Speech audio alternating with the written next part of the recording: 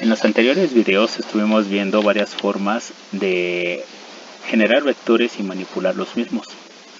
A continuación aprenderemos otras dos formas de generar vectores. Podemos generar vectores llenos de ceros o llenos de unos a partir de la función ceros. La función ceros necesita dos argumentos. El primer argumento te va a decir el número de filas que quieres generar, en este caso 1, y el segundo argumento te va a generar el número de columnas o el número de elementos, porque estamos hablando en este caso de una matriz.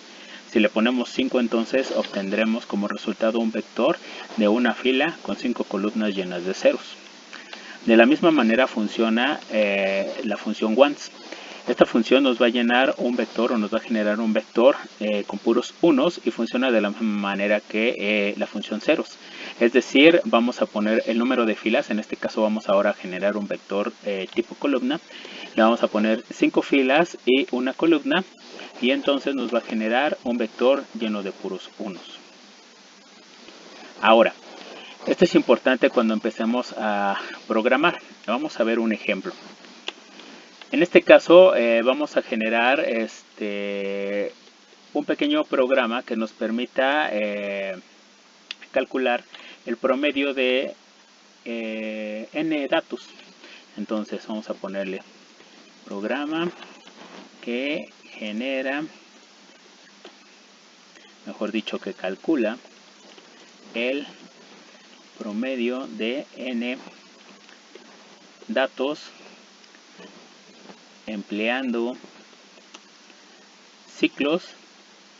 En este caso vamos a usar un ciclo for y vectores. Entonces lo primero que vamos a hacer es un borrado de variables y un borrado de pantalla, y le vamos a preguntar a nuestro usuario el número de datos que vamos a introducir. Entonces ponemos nuestro input y ponemos número de datos. Cerramos y ponemos nuestro punto y coma. Ok, con esta información vamos a generar un vector, en este caso un vector lleno de puros ceros. A dicho vector lo vamos a llamar x, entonces x es igual a ceros, una fila, coma, n datos. ¿Sale? Por eso vamos a aprovechar el resultado que nos dio nuestro usuario con el número de datos. Entonces vamos a generar por medio de un ciclo la entrada de datos. Entonces vamos a poner desde for, desde igual con 1 hasta el número de datos que nos dio. Y lo que vamos a hacer es ir llenando nuestro vector. Recordemos que nuestro vector originalmente está lleno de puros ceros, y conforme el ciclo vaya solicitándole datos a nuestros usuarios, estos ceros van a ser cambiados por cada uno de los datos que nos dio nuestro usuario. Entonces vamos a poner x en la posición y. Recordemos que este valor de i va a ir cambiando conforme cambie el valor de nuestro contador en el ciclo.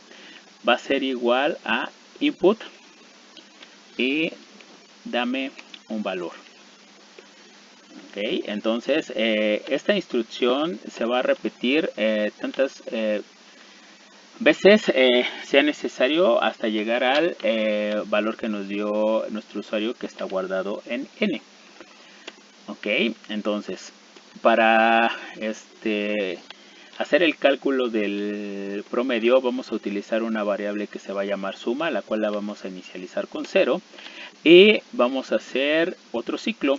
Lo vamos a hacer desde i igual con 1 hasta n.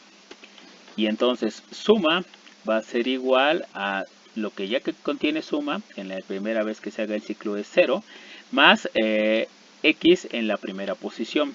¿Qué es lo que va a ir pasando? Que el ciclo va a ir recorriendo nuestro vector x y va a ir extrayendo el valor que contiene en cada posición. Recuerden que para que esto se logre, precisamente va a ir cambiando de acuerdo al valor de la i. Esto lo va a hacer durante 5 veces y va a ir haciendo la suma. Terminamos nuestro ciclo. Recuerden que nuestro ciclo for, en el ciclo for el contador aumenta automáticamente, en este caso aumenta en 1, y simplemente para sacar el promedio lo vamos a hacer como la suma entre el número de elementos que nos dio nuestro usuario. Entonces vamos a correr a mandar a imprimir nuestro resultado. En este caso vamos a usar un fprintf y le vamos a poner el promedio es porcentaje 4.2f para que nos dé 2 cifras decimal, un salto de línea, cerramos y mandamos a imprimir nuestra variable promedio. Entonces vamos a correr nuestro programa.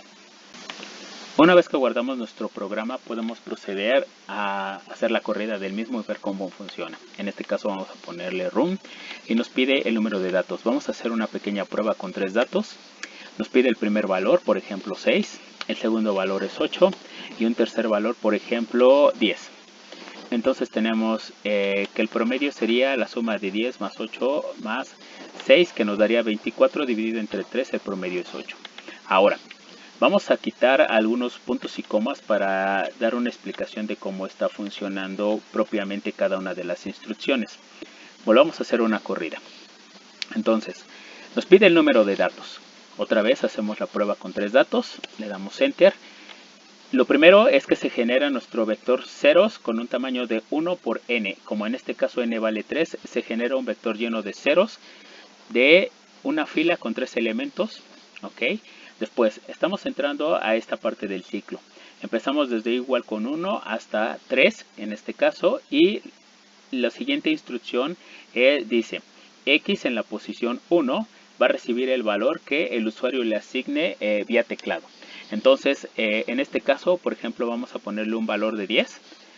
Como nos damos cuenta, ese valor se acaba de guardar en el vector x en la posición número 1. Y ahora en automático, como es un ciclo for, nuestro contador acaba de pasar, en este caso, de tomar un valor de 1 a tomar un valor de 2. Y va a guardarse el valor que nos dé nuestro usuario. En este caso, por ejemplo, si le ponemos un 6, ese 6 será guardado en la segunda posición de nuestro vector x. ¿Ok? Esto va a continuar hasta el número de datos que nosotros pongamos. En este caso son 3 datos, entonces el siguiente dato es un 8. Y entonces se genera nuestro vector completo. El vector acaba de ser sustituido los 3 valores que tenía originalmente, que eran ceros, por los 3 valores que acaba de meter el usuario, que en este caso son 10, 6 y 8. Recuerden, 10 más 6, 18, más 8, 24, por eso nos da un promedio de 24. Entonces, con esto acabamos de demostrar cómo se va manipulando la entrada de... cómo se va se pueden cambiar los valores del vector x manipulando la posición del mismo por medio de la instrucción input. Ahora vamos a explicar cómo se hace la suma, que es casi idéntico a lo que está pasando en este momento. Entonces volvemos a correrlo, volvemos a seguir manejando los mismos datos. Tenemos 3, se me olvidó ponerle el punto y coma, por eso nos vuelve a aparecer el vector lleno de ceros. Entonces tenemos el primer valor es 10, en este caso ya le volvemos a poner el punto y coma, por eso no nos está poniendo los otros datos. Tenemos un 6 y tenemos un 8. ¿Sale? Entonces la primera vez que entramos a este ciclo, lo que está pasando es que i vale 1 y va a ir hasta 3, que es el valor de n, y entonces suma va a ser igual a lo que valga suma, que la primera vez vale 0, más lo que vale x en la posición 1. Recordemos que x en la posición 1 tiene valor de 10, entonces 0 más 10 se guarda 10 en la variable suma. Sube, aumenta nuestro contador, en este caso la i ahora vale 2, y entonces suma va a ser igual a suma, que ya trae un valor de 10, más x en la posición 2. Recordemos que el segundo valor que se le pidió al usuario, en este caso es un 6, entonces 10 más 6 nos da 16, y esto se guarda en la variable suma como se muestra en la pantalla.